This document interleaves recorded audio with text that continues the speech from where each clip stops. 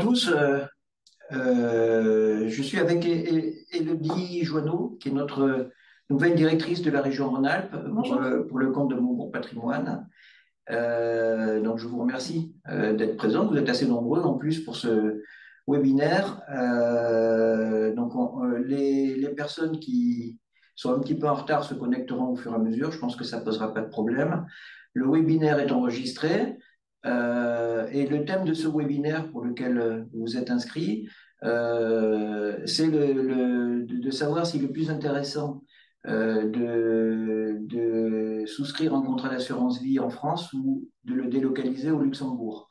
Vous avez certainement lu dans la presse financière que le Luxembourg, c'était la panacée en matière de gestion d'épargne.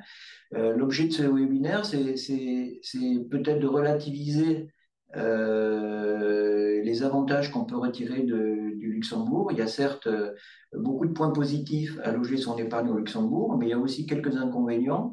Et donc, on va essayer d'aborder ce thème sous 4 aspects.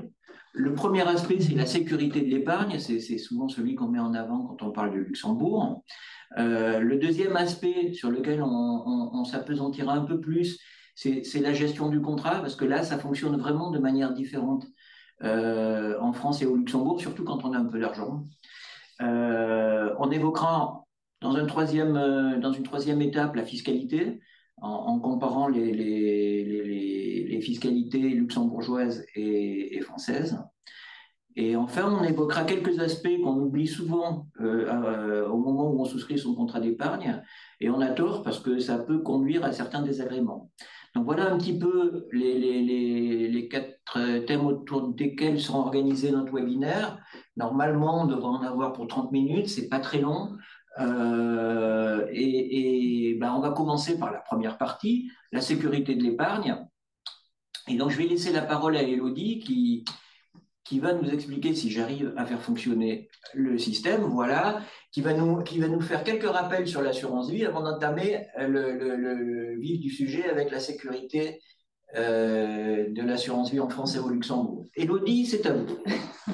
Bonjour à tous. Alors, quelques rappels sur l'assurance vie. Il y a 3 acteurs principaux au niveau de l'assurance vie. Il va y avoir le souscripteur, c'est celui qui adhère au contrat. Il va adhérer du coup à un contrat auprès d'une compagnie d'assurance qui est reliée à un assureur, et également le bénéficiaire. C'est une des particularités de l'assurance vie, c'est que vous allez pouvoir désigner un ou plusieurs bénéficiaires qui va permettre de récupérer le montant épargné sur le contrat d'assurance vie au décès du souscripteur. Vous pouvez bien évidemment en choisir autant que vous voulez. Également, vous pouvez aussi avoir des bénéficiaires de second rang, de troisième rang, ou aussi, cas plus particulier, de mettre en place ce qu'on appelle des clauses bénéficiaires démembrées. Et ça permet vraiment de rentrer dans une stratégie patrimoniale intéressante aussi en termes de transmission. En termes de contrat, c'est un contrat d'épargne assez classique et disponible. Ça, c'est très important. C'est pas bloqué, donc vous pouvez récupérer votre capital à tout moment. Au niveau de l'allocation du contrat, également, ça va être diversifié en fonction de votre profil de risque, en fonction également de vos souhaits d'investissement. Ce qui est intéressant, c'est que vous avez d'une part le fonds en euros, qui est la partie garantie en capital, on y reviendra un petit peu après plus loin dans la présentation, mais il bénéficie d'un effet cliquet, c'est-à-dire que les intérêts sont définitivement acquis, on ne peut pas revenir dessus. Donc ça, c'est quand même important et une spécificité de l'assurance vie. Également, après, vous allez retrouver d'autres supports qui, de plus en plus les années passent et plus les fonds sont de plus en plus diversifiés, et on va retrouver des OPCVM, actions, obligataires, diversifiés, de l'immobilier, du private equity, donc c'est tout ce qui est non coté, ou des produits structurés, encore des trackers, donc un panel assez vaste pour pouvoir faire une allocation sur mesure. Voilà, donc ça c'était un petit rappel. Vous connaissez sûrement toutes ces caractéristiques de l'assurance vie. Elles s'appliquent à la fois en France et au Luxembourg. Et donc on va s'attaquer à la première partie de notre webinaire, la sécurité de l'épargne. Alors Élodie, en France, est-ce qu'on est tranquille avec son épargne?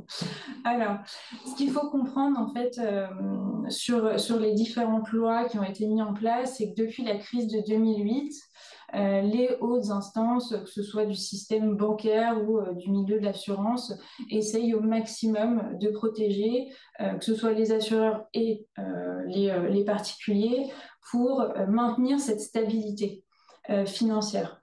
Même si ça peut être des contraintes assez, enfin, ça peut en tout cas être des contraintes. L'objectif de ces lois, c'est surtout de pouvoir protéger les assureurs, mais aussi en vous protégeant vous, parce que si une instance, ou en tout cas un assureur de renom comme une banque fait faillite, il y a forcément un effet de contagion qui va aller derrière. Et du coup, qui dit effet de contagion, dit crise financière qui peut arriver par la suite. Donc, ce qu'il faut retenir, c'est qu'au niveau, si un assureur, en tout cas, fait faillite, vous avez une garantie de 70 000 euros par assuré par compagnie d'assurance. C'est comme au niveau de la banque, sur vos dépôts, enfin, sur vos comptes courants, vous avez une garantie de 100 000 euros par établissement bancaire. Ça permet de mettre en avant le fait qu'il faut diversifier son épargne. Dès lors qu'on a un patrimoine qui est assez conséquent, c'est important de faire attention au contrat auquel on souscrit, quel est l'assureur derrière, et de diversifier pour en même temps profiter des offres de chacune des compagnies, mais surtout pour vous protéger en cas de faillite de ces derniers. Au niveau des mesures de protection, il y a une nouvelle loi qui a été sortie il y a quelques années qui s'appelle Solvabilité 2. Peut-être que vous n'en avez pas forcément entendu parler, mais elle couvre et elle permet, enfin, elle contraint, on va dire, les assureurs à différentes règles et qui leur permet de faire face à notamment d'éventuels imprévus. Qui dit imprévu, c'est souvent des retraits massifs qui peuvent arriver auprès du côté des particuliers qui retirent leur argent de manière précipitée. Et ça, ils ont du coup l'obligation d'avoir, on va dire, c'est des ratios du coup qui sont calculés. Ils ont au fur et à mesure de l'année ce qu'on appelle, ils font des stress tests, c'est-à-dire qu'ils essayent d'envisager le pire et savoir si est-ce qu'ils peuvent faire face à ces éventuels retraits massifs. Donc, ils doivent assurer une certaine proportion de fonds propres et de réserves pour couvrir en tout cas les risques qui peuvent y avoir. Également, s'il y a une difficulté d'un établissement, on a pu le voir notamment avec la compagnie d'assurance Eurovita, qui est une compagnie d'assurance italienne, qui a eu quelques déboires en 2023 et qui du coup a été repris par une vingtaine, il me semble, d'assureurs. Là, notamment, c'était du coup des entités privées. Les entités publiques n'ont pas pris parti, en tout cas, dans cette reprise. Mais on voit bien, en tout cas, que le but est surtout d'éviter de revivre 2008. C'est ça surtout qui est important et qu'il faut que vous ayez en tête, en tout cas sur les réglementations, même si elles sont lourdes. C'est surtout ça qui est important pour... Pour compléter ce que dit Élodie, Solvabilité, c'est un règlement européen qui concerne donc tous les assureurs de l'Union européenne. Et c'est pas juste des mots, hein. Quand les taux d'intérêt étaient négatifs, que l'OAT était à moins 0,5, le risque de remontée des taux a été intégré dans les ratios de solvabilité et les assureurs ont dû faire d'énormes réserves à ce moment-là. Et c'est pour cela notamment qu'ils avaient mis des limites pour pouvoir souscrire des fonds en euros. Donc c'est quand même assez compliqué. Voilà, Élodie, je vous laisse la parole.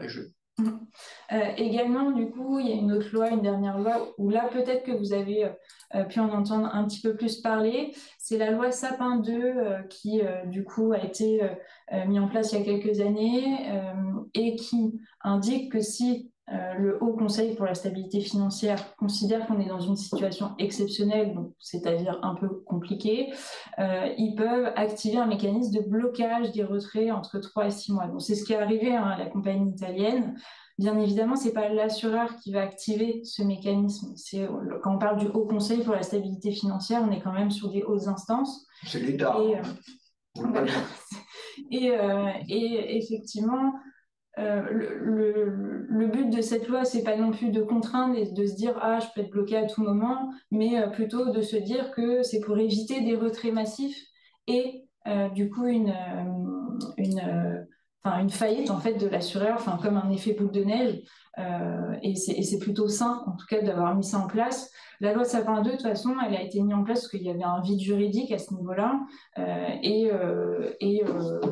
évidemment, il faut à chaque fois prendre un peu de recul sur ce mécanisme-là, en tout cas, qui est pas non plus, qui va pas être mis dès qu'il y a un petit problème. On est quand même pour faire face s'il y a vraiment une situation compliquée.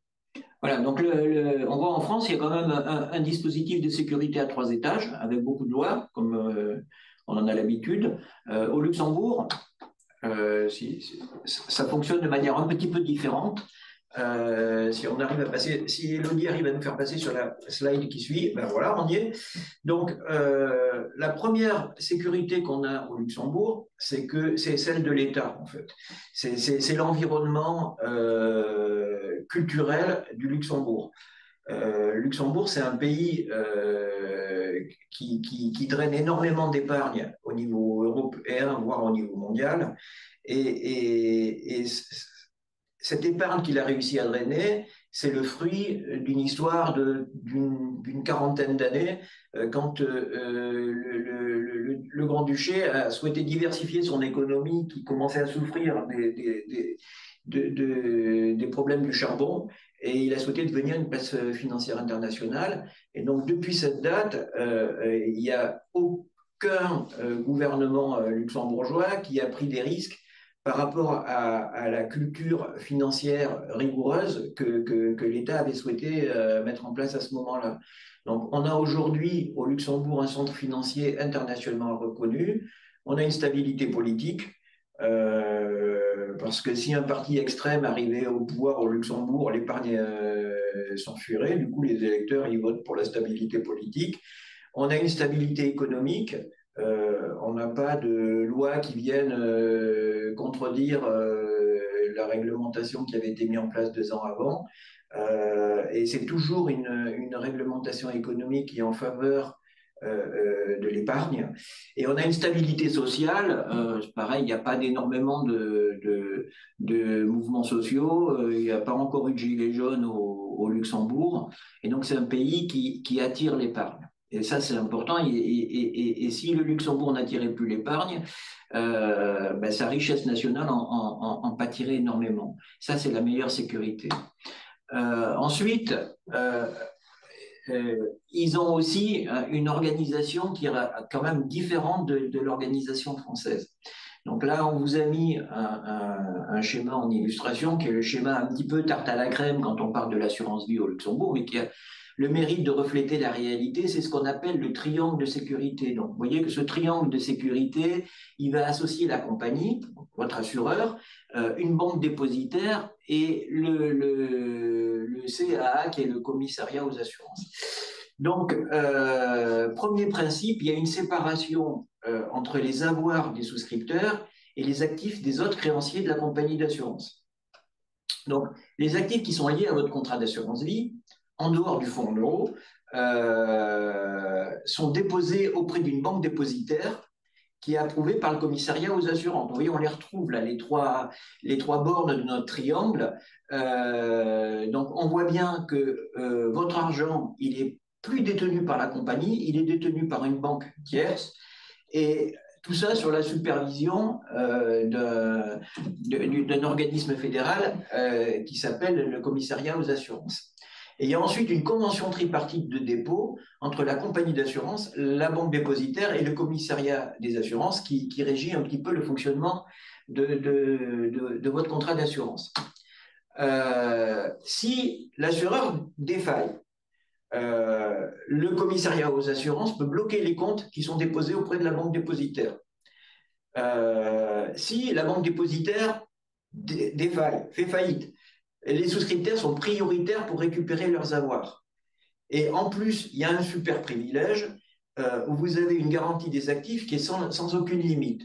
Donc vous voyez, il faudrait qu'il y ait une bombe atomique qui tombe sur le Luxembourg pour que vous puissiez avoir un problème pour récupérer votre épargne.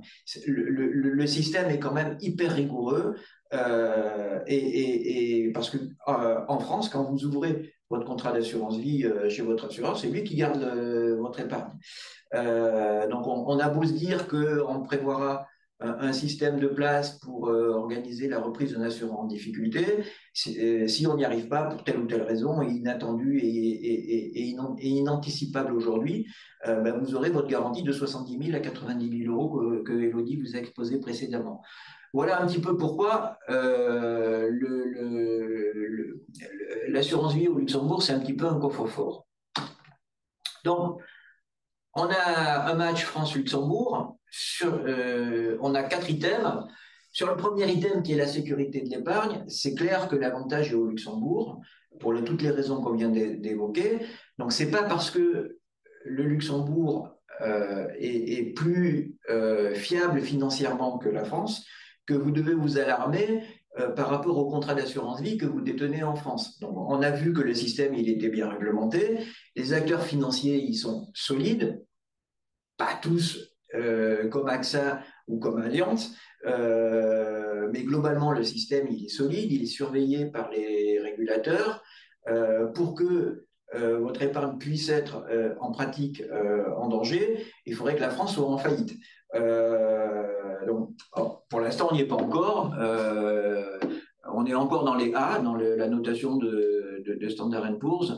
Donc, on est encore loin des CCC, hein, des notations qui laissent penser une défaillance. Donc, normalement, il n'y a pas de raison d'être inquiet aujourd'hui sur la situation de son épargne en France. C'est sûr que si un jour un gouvernement est élu en disant on va mettre la retraite à 55 ans, ça pourrait avoir des conséquences d'abord sur la notation, ensuite sur les déficits et ensuite peut-être sur les finances publiques françaises. Alors, on avait évoqué une deuxième partie, et là on va rentrer un petit peu dans le dur, c'est tout ce qui est la gestion de votre contrat d'assurance vie. On va voir, c'est pareil, que ça ne fonctionne pas pareil en France et au Luxembourg. Donc Elodie, expliquez-nous un petit peu comment ça fonctionne en France. Alors en France, bon, ça va être un petit peu plus simple hein, que le Luxembourg. On revient sur la spécificité de l'assurance vie française, c'est le fonds en euros. On ne va pas le retrouver ailleurs au niveau de sa garantie, notamment en capital. C'est quelque chose qui est liquide, qui est sécurisé, qui est résilient, donc notamment aussi avec cet effet cliquet. Donc là, notamment, les taux remontent, en tout cas les taux de rendement remontent un petit peu du fait on va dire de la fin de cette descente des taux bas qui était très, on va dire, qui était présente en tout cas depuis une dizaine d'années. Mais par contre, il faut quand même avoir un point d'attention, c'est que le fonds en euros peut être pénalisé en cas de hausse durable des taux d'intérêt. Ce qui est le cas aujourd'hui. Hein, donc le porteur si vous avez souscrit un fonds en euros d'une compagnie d'assurance il y a 4 ou 5 ans, c'est clair que depuis un an, la situation est moins favorable. Alors, vous avez l'impression, alors depuis un an, les taux d'intérêt ont remonté, mais vous en bénéficiez que partiellement, parce que il y a tout le stock du passé qui génère des intérêts moindres parce qu'ils ont été acquis à une période qui était moins favorable. C'est pour ça qu'on dit que c'est moins intéressant dans les périodes de hausse des taux, mais on peut quand même attirer votre attention sur un fait qui revient sur la sécurité dont on parlait tout à l'heure, c'est que l'OAT s'est quand même pris 3,50 à 4% en un an et demi de temps, jusqu'à la fin du mois d'octobre de 2023, et le fonds en euros, il a tenu. Alors, il y a eu pas mal d'artifices, on a pompé sur les réserves qui avaient été constituées, on a essayé de favoriser la nouvelle collecte en imaginant des bonus. Donc tout ça a fait que il y a eu un peu moins de décollecte qu'il aurait pu y avoir si rien n'avait été fait, mais ça a tenu. 3,50 à 4% de hausse des taux, c'est vraiment important. Hein. Également, on va retrouver du coup des supports immobiliers. Parmi ceux-là, il est possible en fait de pouvoir faire une allocation avec des parts de SCPI. Parts de SCPI que normalement vous pouvez aussi souscrire en direct et qui vous génèrent un complément de revenu, mais qui rentrent finalement en tant que revenu foncier lorsque vous faites votre déclaration d'impôt. Au sein de l'assurance vie, pour rappel, vous pouvez aussi établir un portefeuille de SCPI et bénéficier du coup de la fiscalité de l'assurance vie qu'on verra par la suite. Donc les SCPI, ça permet de constituer un portefeuille immobilier, donc c'est des parts, et à l'intérieur vous avez des actifs immobiliers, donc en fonction de chacune des, on va dire, il peut y avoir différentes thématiques. Vous avez des SCPI de bureau, on en entend beaucoup parler, notamment depuis un an, qui ont pas mal, en tout cas, subi la hausse des taux d'intérêt. Vous pouvez avoir des SCPI sur le secteur de la santé, du commerce, sur des entrepôts, de manière diversifiée. Donc, il y a pas mal de choix en termes de sélection.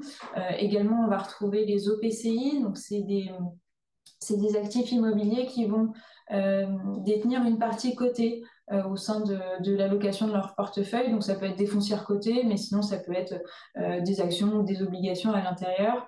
Donc on s'aperçoit que c'est des véhicules qui sont beaucoup plus volatiles que les SCPI ou les SCI, qui, elles, vont avoir... leur but, c'est vraiment de diversifier leur patrimoine. Donc, à l'intérieur des SCI, vous pouvez retrouver des actifs immobiliers, des parts de SCPI et des parts d'OPCI. Donc, ça permet vraiment d'avoir un véhicule très diversifié. L'avantage, c'est de pouvoir mettre donc, des supports immobiliers à l'intérieur de l'assurance vie, c'est que c'est l'assureur qui va assurer la liquidité.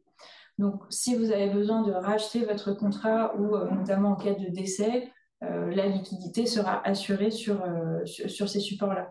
Il y a pu avoir, donc, durant l'année, les assureurs peuvent quand même bloquer certains arbitrages, notamment. Oui, en fait, ce qui se passe là, comme c'est un petit peu la crise sur l'immobilier de la pierre papier, même si je pense qu'on va en sortir rapidement, il y a des contrats sur lesquels on peut investir quasiment la totalité en support immobilier, notamment les contrats d'Oradea que nos clients connaissent bien.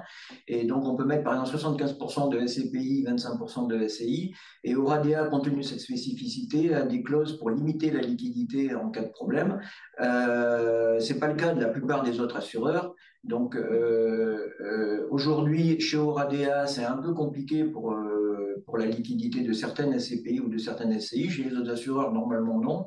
Mais ce qui est essentiel, c'est que si vous avez besoin de votre argent, même chez Oradea, parce que vous voulez retirer la totalité de votre épargne, il n'y a pas de problème par rapport à la liquidité. Donc, in fine, la liquidité, elle est vraiment assurée par l'assureur. Si vous avez votre SCPI en direct, la liquidité, pour certaines d'entre elles, c'est un peu compliqué en ce moment. Ouais, après, c'est l'assureur qui assure la liquidité et qui va se rapprocher, donc notamment de la SCPI, pour s'organiser pour un plan de remboursement par la suite. Mais ça, du coup, ça vous protège et c'est plutôt intéressant d'investir dans ces véhicules-là par le biais de l'assurance. De la même manière, le private equity, on en entend de plus en plus parler car depuis la loi Pacte, donc qui a été mis en place depuis 5 ans, chaque assureur est obligé, donc a l'obligation de mettre dans le choix de ses supports financiers au minimum un support en private equity.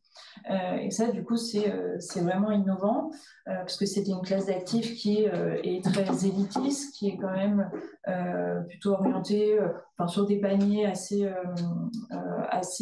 élevés, à hauteur de 100 000 euros quand on investit en tout cas en direct. Et du coup, de pouvoir l'amener dans l'assurance vie, ça a été quelque chose d'assez innovant et ça vous permet encore plus en fait de diversifier. Donc ça, c'est plutôt intéressant. On a notamment fait un webinaire sur le private equity que vous pouvez consulter également si ça vous intéresse. Mais en tout cas, ce qui est important, c'est que le private equity, ça englobe tout ce qui est non coté. Donc, vous allez retrouver capital investissement, de l'infrastructure, ça peut être aussi de l'immobilier ou notamment de la dette privée. Donc, il y a plein de choses assez intéressantes et qui sont assez opportunes aujourd'hui, puisque vu que c'est pas coté, c'est beaucoup moins volatile et c'est assez résilient. Et souvent, les compagnies d'assurance vont quand même prendre des acteurs de renom au sein de leur contrat parce que encore une fois ils vont assurer la liquidité et ça c'est très C'est assez aussi novateur parce que quand on parle de private equity ou de mon côté, on sait qu'on est engagé sur une dizaine d'années. Et là, ça va être des véhicules donc, qui sont créés par les sociétés de gestion de private equity et qui vont pouvoir avoir une liquidité bimensuelle, il me semble, sur pas mal de contrats. Donc ça, c'est vraiment assez intéressant. Vous avez après des fonds à durée déterminée, bien évidemment, qui ont des campagnes de commercialisation, mais aussi des fonds, si vous trouvez en tout cas le terme evergreen, donc ça veut dire que tout simplement ce sont des fonds qui ne sont jamais fermés. Toujours des termes un petit peu particuliers, mais en tout cas, voilà, si vous voyez ce terme-là, c'est juste uniquement qu'il est toujours ouvert.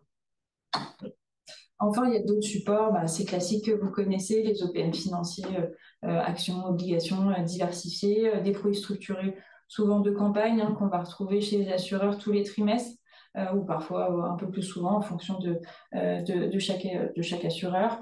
Et dans certains contrats, donc les ETF, on parle beaucoup de fonds indiciels, donc ça c'est aussi intéressant. Il y a des contrats qui vont en proposer plusieurs pour vraiment faire une gestion indicielle, ou des titres vifs aussi, mais ça c'est plutôt sur des strates un peu plus élevées. Oui, c'est pour des montants plus élevés.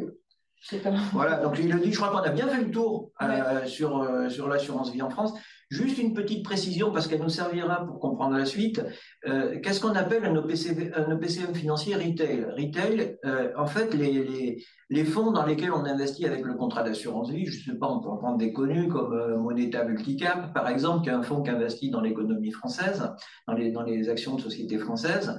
Globalement, le Moneta Multicap, vous allez pouvoir y accéder en théorie avec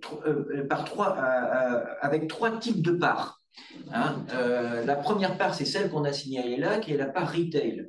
Donc la part retail pour un fonds action, ça veut dire que la société de gestion, elle va prendre des frais de gestion de l'ordre de 2% sur un fonds action, à peu près pour schématiser, plus un intéressement au gain.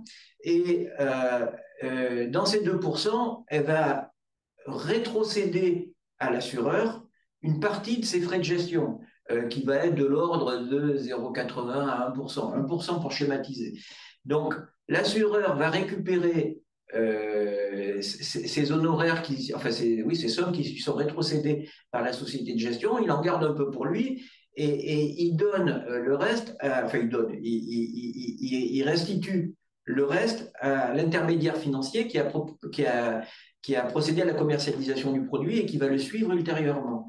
Donc ce sont des fonds sur lesquels vous avez globalement plus de frais de gestion que dans les autres parts qui sont proposées à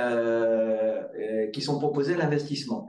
La deuxième catégorie d'OPCVM financiers, ce sont les OPCVM qu'on appelle dans le jargon financier, toujours avec des anglicismes, les clean shares.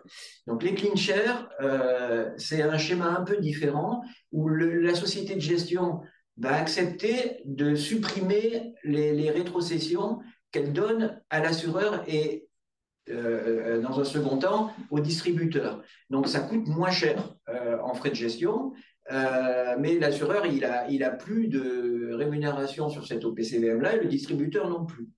Donc on verra dans quel cas ça peut être utilisé. Et il y a une troisième catégorie de parts qu'on appelle les parts institutionnelles. Donc les parts institutionnelles, en termes de frais de gestion, elles ressemblent aux parts clean share. On est à peu près sur les mêmes gammes de rémunération, mais la différence, c'est qu'elles sont réservées, comme leur nom l'indique, aux institutionnels. Alors, vous pouvez être institutionnel, simplement vous demander de temps en temps de mettre 1 million d'euros, par exemple.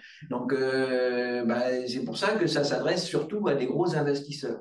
Mais donc, on a globalement deux types de rémunération sur un OPCVM, la rémunération grand public et la rémunération privilégiée. On verra pourquoi on en a besoin tout à l'heure.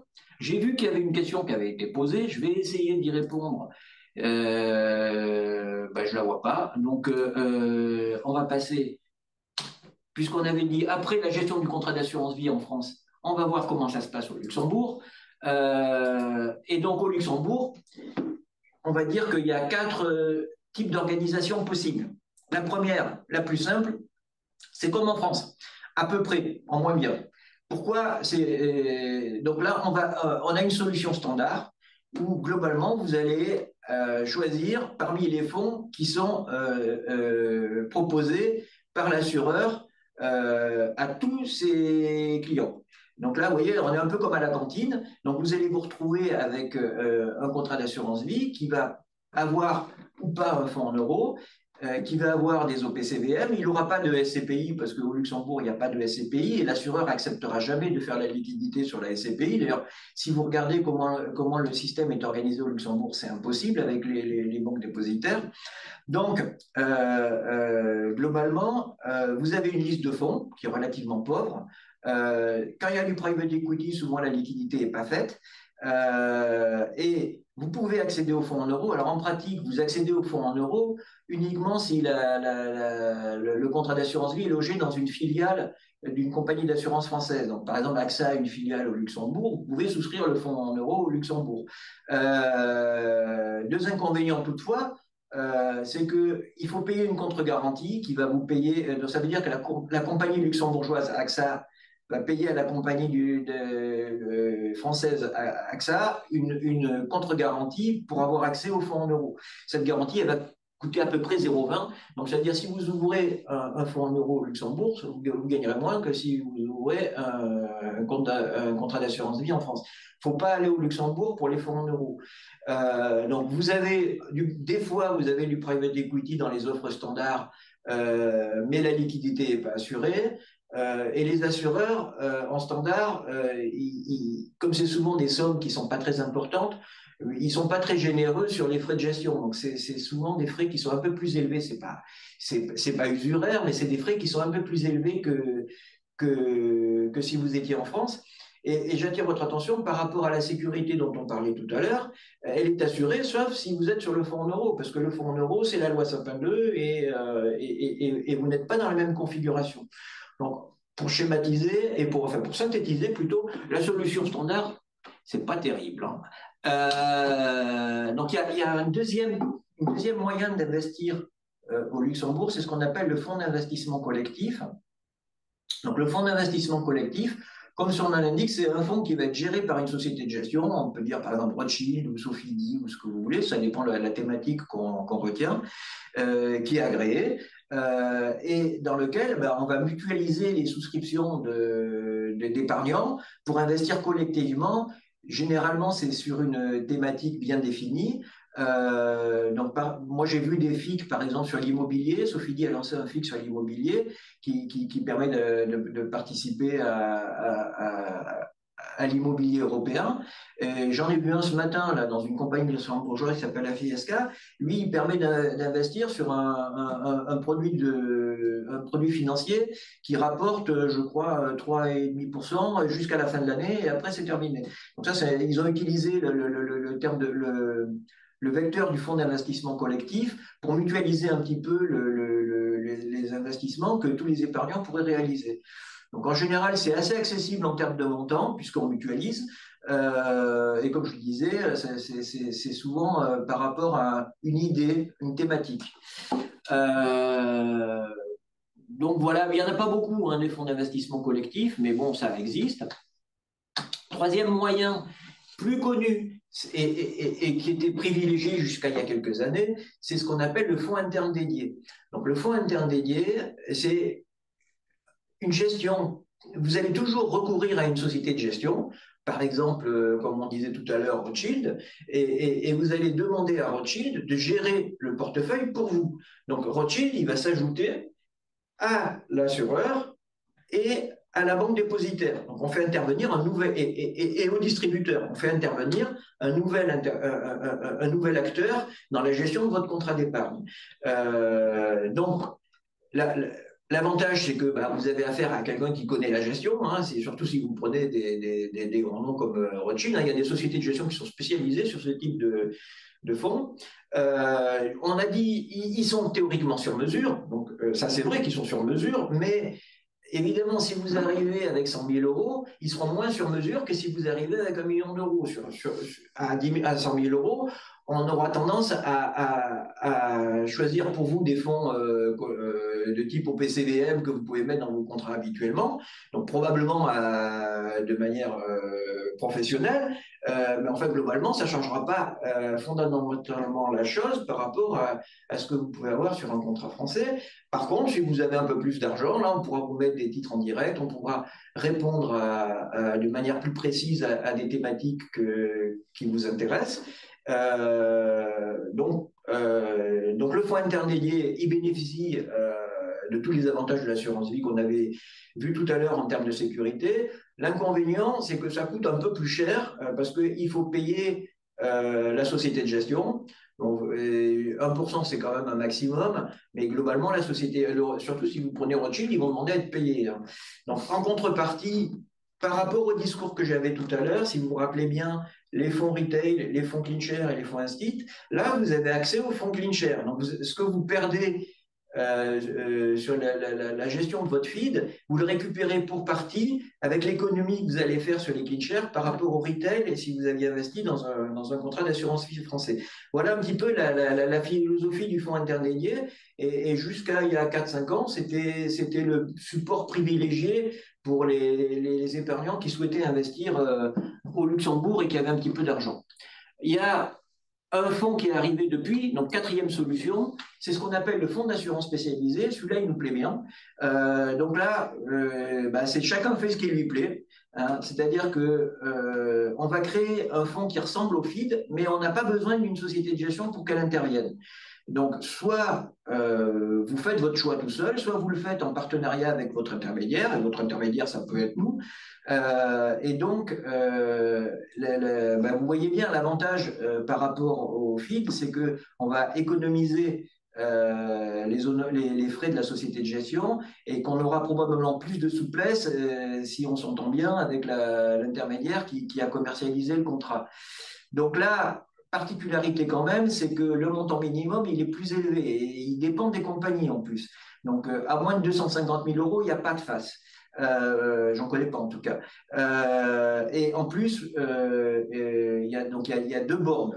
Le montant minimum sur le FAS et le patrimoine financier que vous détenez au total, FAS compris, mais que vous détenez au total. Donc, si vous n'avez pas 1 250 000 euros d'épargne financière, vous n'avez pas accès au FAS. C'est quand même un petit peu élitiste. Après, si vous remplissez ces conditions, c'est bien. Parce que vous avez un très large choix de support. Donc là, vous allez pouvoir mettre des ETF avec des frais de gestion minimes, et notamment les meilleurs ETF, hein, ceux de Vanguard, qui sont acceptés dans les FAS. Vous pouvez mettre du private equity. Vous allez capitaliser les revenus de votre private equity à l'abri du fisc tant que vous ne rachetez pas sur votre contrat. Vous avez accès aux OPCVM CleanShare comme dans les FID. Vous pouvez choisir le produit structuré qui vous convient dès lors que vous avez trouvé une société qui va vous structurer un produit sur mesure. Ça existe, hein, on le fait régulièrement. Et à partir de 100 000 euros, on arrive à trouver à construire un produit sur mesure avec les banques, les banques d'affaires. Donc vous avez un coût de fonctionnement qui est plus compétitif. Puisque là, si vous voulez, nous, ce qu'on fait en général sur les FAS, c'est qu'on va prendre 0,50 pour gérer le FAS, qui s'ajoute au 1% de maximum, hein, de frais de gestion du contrat. Et vous pouvez faire, compte tenu du fait que vous avez accès à tous ces produits qui sont sous-tarifés par rapport à ce que vous avez sur les contrats français, vous avez un coût de fonctionnement qui est vraiment très compétitif. L'inconvénient, au-delà du fait que ça demande quand même d'avoir un peu d'épargne, l'autre inconvénient, c'est que l'assureur, il ne vous garantit pas la liquidité du support. Donc, si vous investissez, par exemple, dans un fonds de private equity, vous vous rappelez ce que vous avez dit et le dit tout à l'heure, qu'en France, l'assureur, il fait la jointure quand on a besoin de sous. Au Luxembourg, il n'y a pas de jointure. Donc, si vous voulez récupérer votre fonds de private equity, il vous le livre sur un compte titre. Et comme il n'est pas liquide et qu'il n'y a pas de marché, en tout cas pour beaucoup d'entre eux, vous ne pourrez pas récupérer d'argent sur ce fonds de private equity avant son échéance. Voilà, donc c'est quand même la Rolls pour nous, hein, la Rolls du mode de gestion au Luxembourg. Je crois qu'on a fait le tour, hein, parce qu'on a vu les quatre. le FAS, le FID, le FIC et le standard. Donc, maintenant qu'on a fait le tour de la gestion du contrat d'assurance vie, on voit bien que c'est un petit peu un match nul. En fait, je dirais, ça dépend un peu de l'épargne que vous êtes capable d'investir. En standard, il n'y a pas photo pour moi, et pour Elodie non plus d'ailleurs. L'offre en France, elle est plus large, plus compétitive, plus liquide, moins chère. Par contre, si vous avez par exemple 250 000 euros, voire plus, tout est plus souple au Luxembourg. Donc vous avez certes une moindre liquidité, mais vous avez une facilité de gestion qui est quand même beaucoup plus importante que si vous êtes sur un contrat d'assurance vie français. Donc voilà un petit peu, on a fait le tour de la gestion, là pour le coup on a vraiment fait le tour de la gestion du contrat d'assurance vie, et on en arrive à la fiscalité. Alors, comme Elodie va nous parler de la fiscalité française, vous voyez, elle a fait des tableaux bien compliqués que je n'ai pas tout compris, mais elle va nous les expliquer. Non, c'est très simple. Alors, en France, pour un petit rappel, donc on est assez champion dans la fiscalité. Dès lors que vous faites un rachat sur votre contrat d'assurance vie, donc bien évidemment, le capital n'est pas fiscalisé, c'est la plus-value. J'ai remis en fait avant ce qui est la fiscalité qui était antérieure, donc qui n'est plus applicable. Et aujourd'hui, vous avez cette fameuse flat tax de 30%, donc ce prélèvement forfaitaire unique, qui se décompose finalement en deux parties et assez simple. Donc on va toujours retrouver les prélèvements sociaux qui sont de 17,2% aujourd'hui et auxquels on ajoute 12,8% de fiscalité. Alors bien évidemment, il faut toujours, lorsque vous faites un rachat, toujours regarder par rapport à votre situation, puisque vous avez le choix entre cette flat tax et le barème de l'impôt sur le revenu. Qui dit barème de l'impôt sur le revenu, on n'oublie pas de rajouter les prélèvements sociaux quand on essaye de faire sa simulation. Donc si vous êtes à une tranche de 30%, vous rajoutez 17,2 de prélèvements sociaux, finalement, vous allez payer 47,2% de fiscalité.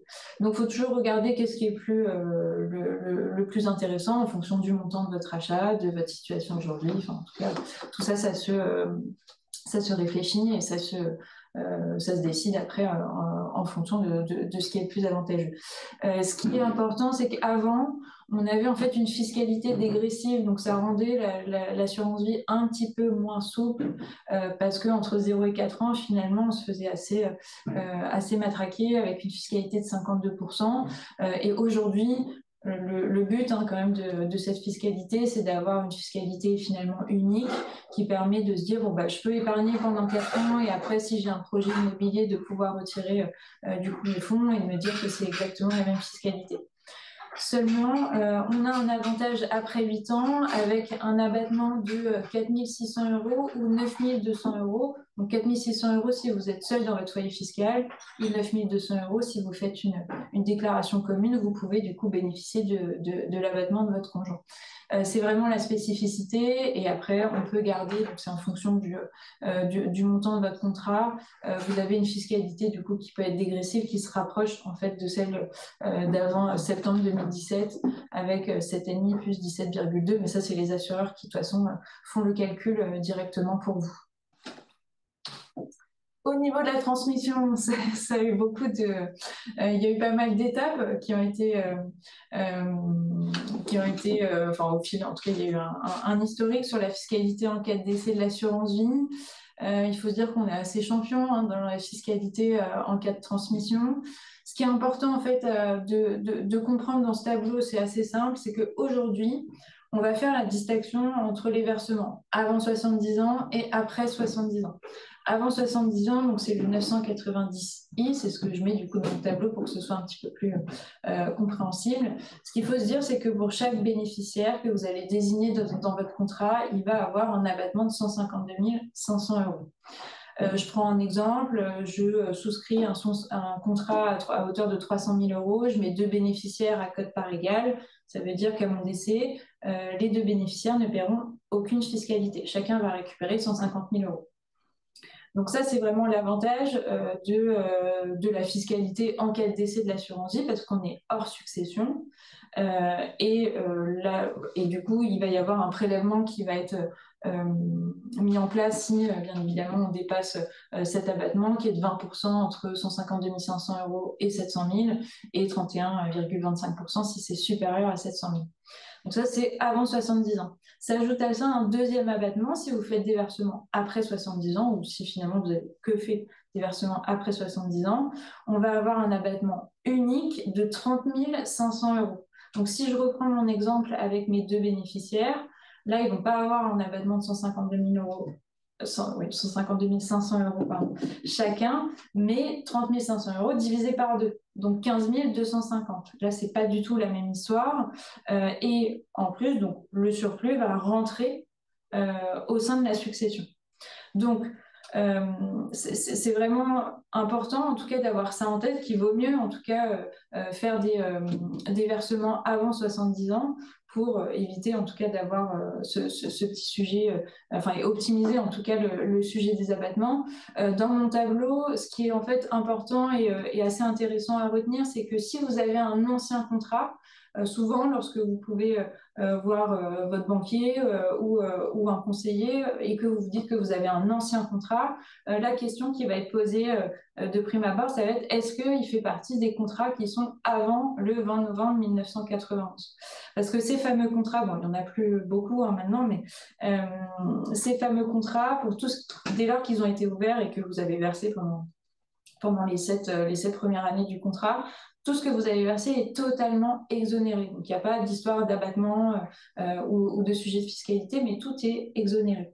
Donc, ça, c'est quand même important. Et au-delà de ça, même après octobre 98, donc si vous l'avez toujours aujourd'hui, il faut faire attention à ne pas le clôturer parce que vous pouvez quand même bénéficier du fameux article 990I qui finalement vous permet après 70 ans, si vous souhaitez reverser dessus, si vous avez encore un peu de patrimoine, de pouvoir bénéficier toujours de l'abattement de 152 500 euros.